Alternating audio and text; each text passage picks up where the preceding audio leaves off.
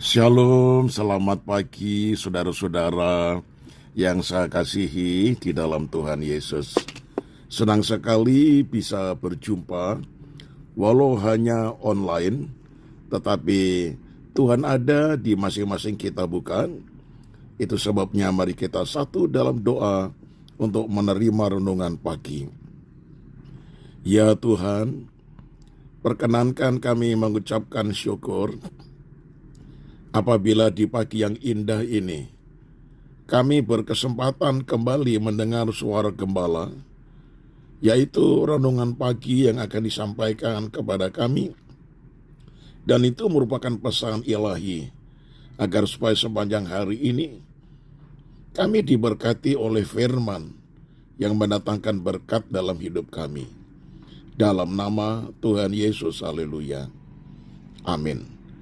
Tema pada pagi hari ini, saudara-saudara, yaitu kuasa puji-pujian. Mazmur 34 ayat 2 berbunyi demikian, Aku hendak memuji Tuhan pada segala waktu. Puji-pujian kepadanya tetap di dalam mulutku.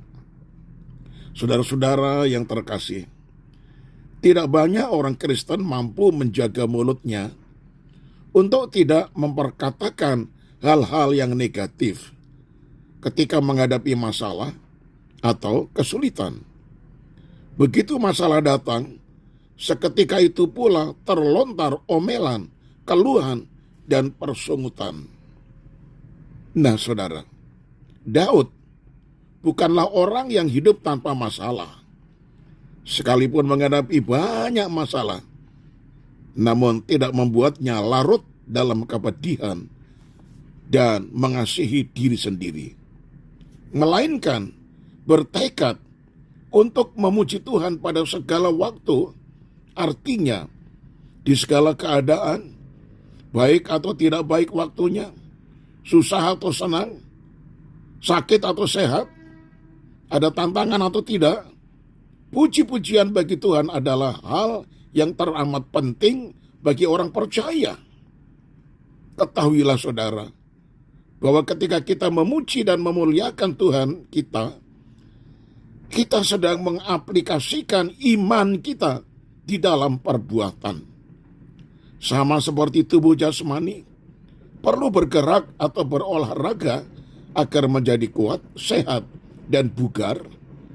Begitu pula perlu mengaplikasikan iman melalui doa, penyembahan, puji-pujian, dan ucapan syukur. Saudara, inilah yang juga dilakukan Abraham ketika sedang menanti-nantikan janji Tuhan.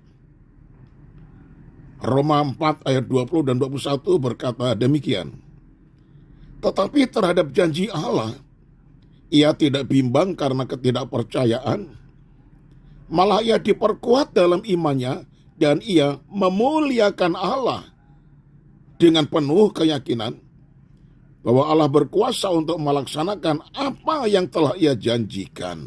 Nah saudara, janji Tuhan adalah ya dan amin.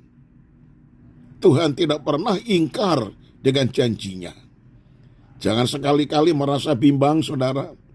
Sebab jika kita bimbang sama artinya kita tidak percaya kepada Tuhan. Kebimbangan adalah lawan dari iman. Dikatakan dalam Yakobus 1 ayat 7, orang yang demikian janganlah mengira bahwa ia akan menerima sesuatu dari Tuhan. Kebimbangan ibarat tembok tebal yang menghalangi kita untuk dapat melihat pekerjaan Tuhan dinyatakan. Secara akal, Abraham punya alasan untuk tidak mempercayai janji Tuhan. Sebab apa? Sebab tubuhnya sudah lemah. Tetapi ia terus melatih otot-otot imannya melalui pujian, penyembahan kepada Tuhan. Akhirnya, Abraham pun mengalami penggenapan janji Tuhan sesuai dengan waktu Tuhan yang sangat indah. Saya tutup dengan kalimat ini, saudara.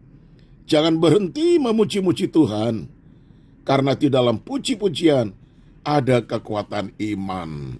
Haleluya, amin. Kita satu di dalam doa.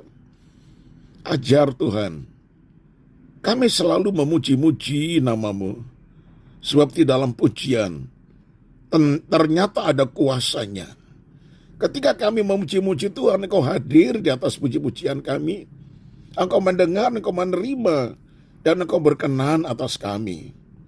Itu sebabnya ya Tuhan. Daud mengatakan, sebagaimana telah kami dengarkan tadi, dia mengatakan, aku hendak memuji Tuhan pada segala waktu. Puji-pujian kepada Tuhan tetap di dalam mulutku. Apakah saudara bisa berbuat demikian?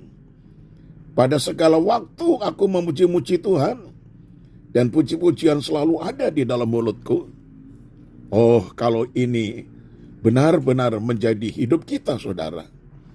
Tuhan selalu bertahta di dalam diri kita. Dan kalau Tuhan beserta dengan kita, siapa yang dapat melawan kita? Tidak ada. Itu sebabnya orang yang penuh dengan puji-pujian hatinya selalu gembira. Dan hati gembira adalah obat yang manjur. Itu sebabnya ya Tuhan, berikanlah kepada kami kekuatan yang baru untuk memuji-muji Engkau. Supaya ada kebahagiaan dalam hidup kami. Hati gembira ada dalam hidup kami. Dan itu sebagai obat yang manjur, yang sangat menghancurkan kuasa penyakit. Kami serahkan hidup kami sepanjang hari ini di dalam tangan-Mu. Tuhan jaga, lindungi, pelihara, dan berkati kami. Usaha kami, apapun yang dilakukan, Tuhan buka jalan.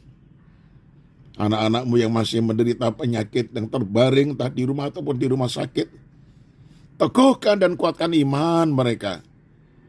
Dan yang karena sakit berat tidak sadar lagi, Roh Kuduslah yang berbicara dan menyampaikan doanya kepada Bapa di surga dengan keluhan-keluhan yang tak terhingga, sehingga Bapa mengerti keluhan dan permohonan Roh Kudus tersebut, dan Tuhan menjamah kepada orang yang sakit tadi. Segala pujian dan hormat hanya bagi Engkau.